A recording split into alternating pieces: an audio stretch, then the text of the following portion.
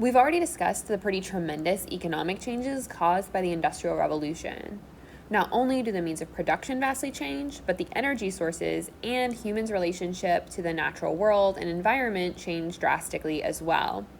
Humanity had created pretty intensive forms of agriculture, including slash and burn agriculture, but the levels at which we took from the environment and polluted were minimal in comparison to what they were at the industrial level.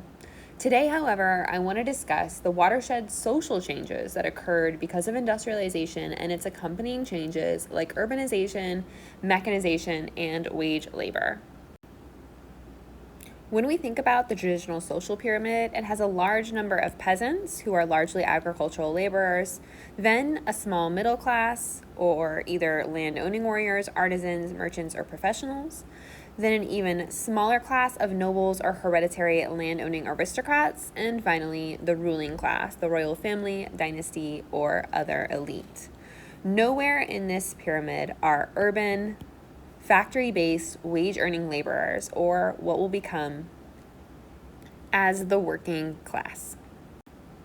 So that's the first big social change that we should talk about, the creation of this new working class.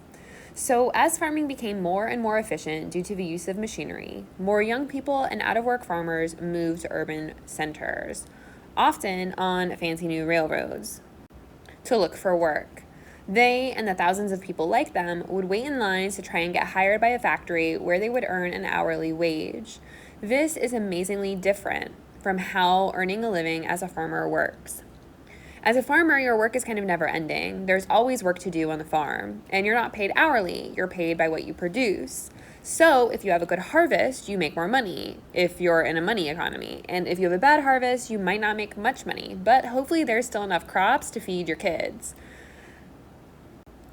You are integrally tied to the work that you do as a farmer. It's unpredictable because of natural weather and climate patterns, and you have to put a lot of money up front for seeds and tools, all to hopefully earn it back when your crop is sold in the fall. When you move to the city, you're divorcing yourself from everything and everyone that you've known.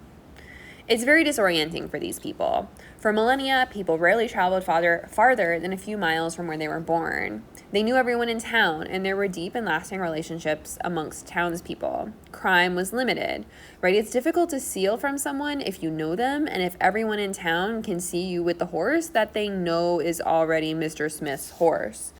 But when you're in the city, you're all thrown together with people you don't know from all over and in super crowded conditions. One of the first changes we see in industrial urban cities is an increase in crime rates. That sense of anonymity and a lack of community ties increases property and personal crime.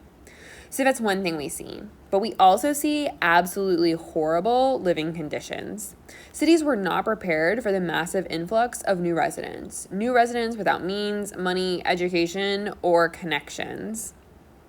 City governments aren't very strong, don't have solid tax bases, and urban planning, infrastructure, and welfare programs aren't really a thing. Tenements emerge as a possible solution to overcrowding and lack of housing, but they really only succeed in jamming together everyone in what soon become urban slums. Waste and sanitation systems are overwhelmed, and diseases, particularly those like tuberculosis and cholera, run rampant. There is no health care, and our urban workers can't afford to go to private doctors. Some charities do emerge to try and handle this, but they can't offer the level of support these workers need. One of the other big changes to occur happens in the realm of women. Both lower working class and middle class women experience huge changes in their lives and livelihoods because of industrialization. Working class women and children are able to get jobs in the factories. This is kind of a good thing, and it's kind of a bad thing. For centuries, if a woman wasn't married, she really didn't have a good way of supporting herself. If she were Catholic, she could become a nun and join the convent. But if she wasn't, well, there wasn't really a way to avoid getting married, which left some women in the horrible situation of marrying horrible men just so that they could eat. The arrival of the factory system and the growth of employment opportunities for women mean that women without families can get jobs, live in boarding houses specifically for women, and support themselves. If their husband dies or run off, they can also get a job in a factory to support their children. Either way, women working in factories are in a precarious position. The managers are all men, and they see these women, one of two ways. Either they're married women adding to the family income so they don't need to pay them a lot because they have a breadwinning husband, or they're in dire straits and can be taken advantage of because of their situation. Not so good for our working women. They are paid less and given worse jobs because they can be. Women can't vote, so they can't actually petition for any labor laws. And some employers take advantage of this. It is one of the primary drivers behind the women's suffrage movement. Middle-class women also experience changes. First, though, let's talk about the emerging middle class. As industrialization spreads and more factories are constructed and manned with the urban working class, these factories need managers. These companies need lawyers, and these workers need doctors, these children need teachers, and these products need jobs. All of these conditions start to give rise to professional middle class of managers and other professionals. The middle class starts to experience some interesting changes. First is the idea of leisure time.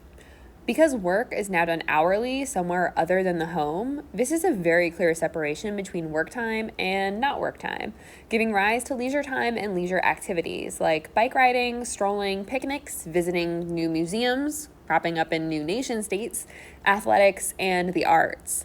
Whole industries emerge to entertain this new middle class and the lower class if they can afford it. And bike riding becomes a huge craze, novels are published, and people go to the theater and to restaurants. Secondly is the rise of consumerism and consumer goods. Factories produce products, and to keep the engine of capitalism moving, people need to buy those products. So we need more and more people buying things like couches, china and silverware, art for their walls, bicycles, hats, clothes, collectibles, and so on. This also becomes a primary indicator of middle-class belonging. The new middle class is desperate to be accepted and wants to use their salaries to be part of, quote, society. So products and status, which already were important differentiators, become more and more widespread as the middle class seeks to establish themselves as respectable. Part of the way that you could convince your neighbors and peers that you were, quote, respectable was by making sure your wife did not work. This leads to what we call the cult of domesticity. Essentially, middle-class women remove themselves from the workforce as part of their family's quest to mimic the aristocratic classes. Instead, women are held up as paragons of virtue, the, quote, weaker sex, delicate and pure, bearers and creators of domestic bliss. Their shrine is the home, glowing counters, welcoming meals, well-behaved and educated children. They accomplish this with the help, of course, of a domestic staff, which is another signifier of status, including housekeepers, governesses, valets, and cooks that they organize and oversee.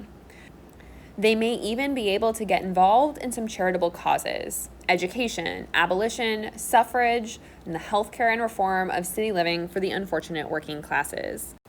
So there were these outlets for women in charitable causes and education, but most women certainly face an uphill battle in terms of entering the professional workforce and becoming doctors, lawyers, politicians, managers, or other middle-class professionals. Women will have to wait for the 20th century to pursue these gains. For the moment, labor laws protecting women from predatory managers and children from unsafe conditions were the best they could hope for as they waited for the right to vote and actually pursue bigger changes. Men in the period often did see expanded political rights. For example, we see this in England with the Reform Act of 1832, which expanded voting rights to most males, but not so much for women, regardless of their class status. Thanks for watching.